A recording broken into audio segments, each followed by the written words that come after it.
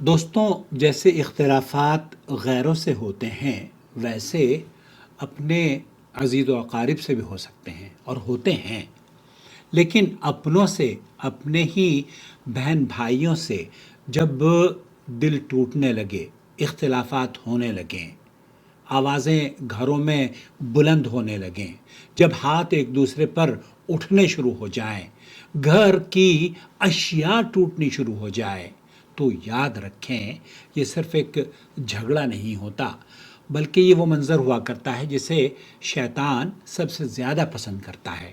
کیوں؟ کیونکہ وہ جانتا ہے کہ جب میں دو قریبی رشتہ داروں کو، ان کے دلوں کو جدا کر دوں گا تو خاندان تتر بتر ہو جائے گا اور سب بکھر کے رہ جائے گا۔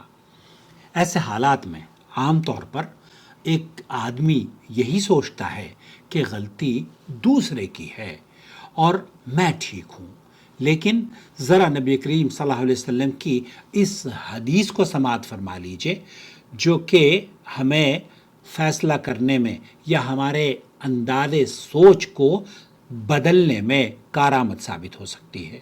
اور یہ مضمون اس لیے آپ کی خدمت میں پیش کر رہا ہوں کیونکہ ہمارے چینل کی ایک بہن ہے، ویور ہیں، سپورٹر ہیں، انہوں نے ہمیں بتایا کہ ان کے 2 جوان بچوں میں اختلافات ہوا، اور اس چینل کے ویور بھی ہیں اور ہائیلی کوالیفائڈ بچے ہیں۔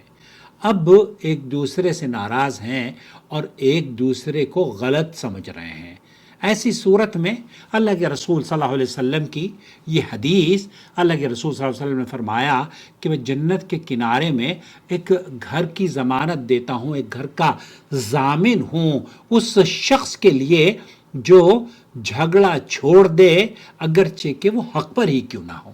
یعنی آپ حق پر ہیں، آپ کو پتہ ہے کہ میرا مد مقابل، میرا بھائی، میرا رشتہ دار یا کوئی اجنبی بھی کیوں نہ ہے، وہ سامنے جو مجھ سے اختلاف کر رہا ہے وہ غلطی پر ہے۔ اللہ کے رسول صلی اللہ علیہ وسلم نے فرمایا کہ جھگڑے کو ختم کرنے کے لیے اگر وہ اپنے حق سے تنازل اختیار کر لیتا ہے تو نبی کریم صلی اللہ علیہ وسلم فرماتے ہیں کہ میں اس کے لیے جنت کے ایک کارنر پلاٹ میں گھر کی بشارت دیتا ہوں۔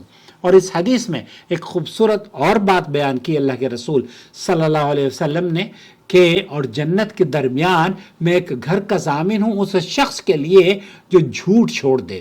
یعنی کہ جنت کے وسط میں آپ کو اللہ کے رسول صلی اللہ علیہ وسلم بشارت دے رہے ہیں کہ ایک گھر کا میں کی خوشخبری اس کو دیتا ہوں جو کہ جھوٹ بولنا چھوڑ دے، اگرچہ وہ مذاق میں بھی ہو، اور جنت کے اعلیٰ درجے میں اس شخص کے لیے جنت کا ضامن ہوں جو جس کا اخلاق بہت بلند ہو، جو درگزر کرنے والا ہو، معاف کرنے والا ہو، خندہ پیشانی سے جھک جانے والا ہو۔ اس حدیث کو امام ابو داؤد نے نقل کیا ہے اور علامہ البانی نے اسے حسن کہا ہے، حدیث نمبر 4800۔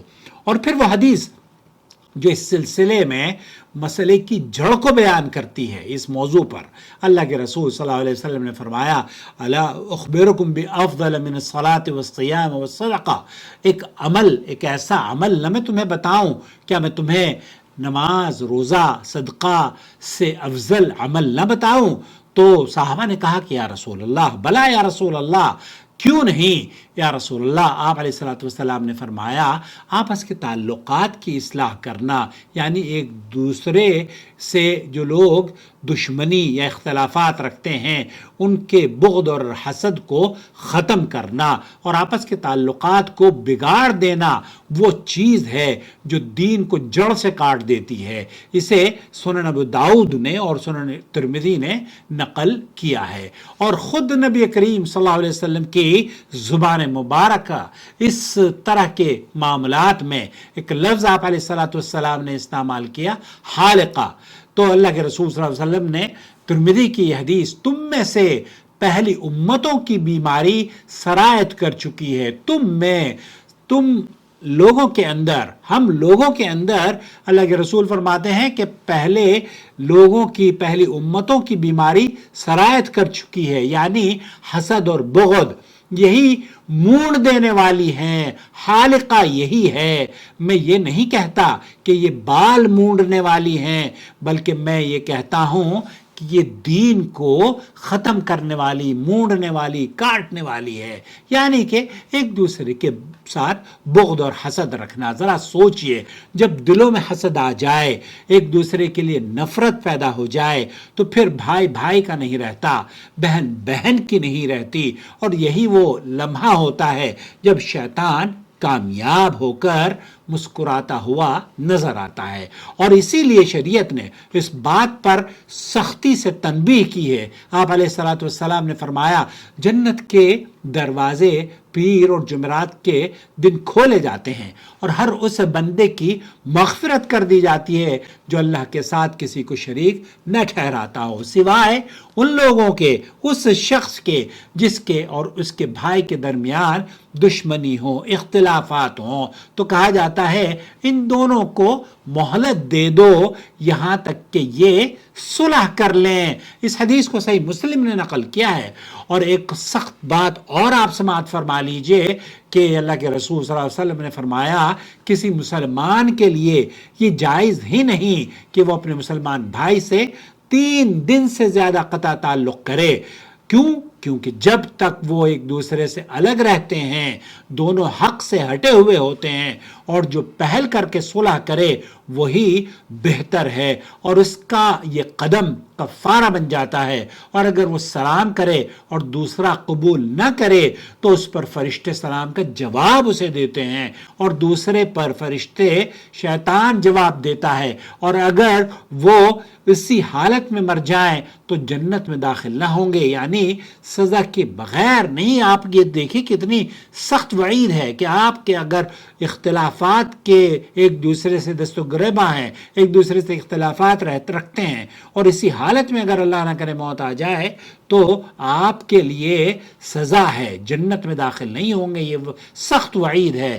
اب ذرا اپنے گھر کی طرف آئیں جہاں ان بھائیوں اور بہنوں میں لڑائی ہوئی ہو، بات بڑھی ہو، توڑ پھوڑ تک بات پہنچ چکی ہو، تو یہ صرف ایک واقعہ نہیں بلکہ یہی وہ فساد اور ایک دوسرے کے خلاف بغض اور حسد ہے جو دین کو کھوکھلا کر دیتا ہے، دین کو کاٹ دیتا ہے، دین کو ختم کرنے کے مترادف عمل ہے۔ تو اب کیا کیا جائے؟ والدین کو کیا کرنا چاہیے؟ سب سے پہلے ماحول کو ٹھنڈا کیا جائے، غصے میں نہ فیصلہ کیا جائے نہ نصیحت کی جائے۔ کیوں؟ کیونکہ غصے میں دل بند ہو جاتے ہیں۔ پھر حکمت کے ساتھ دونوں کو الگ الگ سنا جائے، ان کی جو اختلافات ہیں، ان کی جو شکایتیں ہیں، انہیں الگ الگ سنا جائے، ان کے دل کی اصل بات تک پہنچا جائے، سمجھا جائے، پھر مناسب وقت پر بٹھا کر دلوں کو نرم کیا جائے،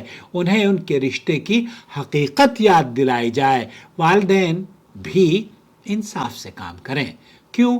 کیونکہ یہ ناانصافی بعض مرتبہ بچوں میں دوریاں پیدا ہونے کی وجہ بن جاتی ہیں، اور ساتھ ہی اللہ سے یہ بھی دعا کرتے رہیں، اللہم الف بین قلوبہم واصلح ذات بینہم، اے اللہ ان کے دلوں میں الفت ڈال دے اور ان کے درمیان اصلاح فرما۔ اور اللہ کے رسول صلی اللہ علیہ وسلم سورہ فرقان میں جو دعا ہے وہ بھی اپنے لیے ضرور مانگیں، ربنا ہب لنا من ازواجنا وذریاتنا قرۃ اعین، اے ہمارے رب ہمیں ہماری اولاد سے، ہماری بیویوں سے اور ہماری اولاد سے، یہاں ازواجنا بھی ہے وذریاتنا بھی ہے اس آیت میں، تو آپ اپنے بچوں کے لیے ہماری اولاد سے، اے اللہ، اے ہمارے رب ہمیں ہماری اولاد سے آنکھوں کی ٹھنڈک عطا فرما۔ یہاں اس دعا کو آپ سجدے میں، نماز میں ضرور مانگا کریں۔ اور ایک بات ہمیشہ یاد رکھیں کہ بے شک حسد نیکیوں کو اس طرح کھا جاتا ہے جیسے آگ لکڑی کو کھا جاتی ہے۔ آخر میں سمجھ لیں، گھر وہ نہیں جو دیواروں سے بنتا ہے، گھر وہ ہے جو دلوں سے بنتا ہے، اور اگر دل ٹوٹ جائیں تو سب کچھ ہوتے ہوئے بھی کچھ نہیں بچتا، اور اگر دل جڑ جائیں تو تھوڑے بہت میں بھی بہت سکون اور خوشی محسوس کرتا ہے. اس لیے کبھی کبھی جیتنے کی بجائے جھک جانا اور حق پر ہوتے ہوئے بھی معاف کر دینا یہی اصل کامیابی ہے. کیوں؟ کیونکہ وہاں صرف رشتہ نہیں بچتا بلکہ جنت میں گھر ملنے کی بشارت اور خوشخبری بھی ملتی ہے. دیکھتے رہیں نون ٹی وی جدہ. پلیز اسے ضرور شیئر کریں اپنے حلقے میں. ممکن ہے کہ یہ ویڈیو آپ کے دلوں کو جوڑنے کی اور نرم کرنے کی وجہ بن جائے.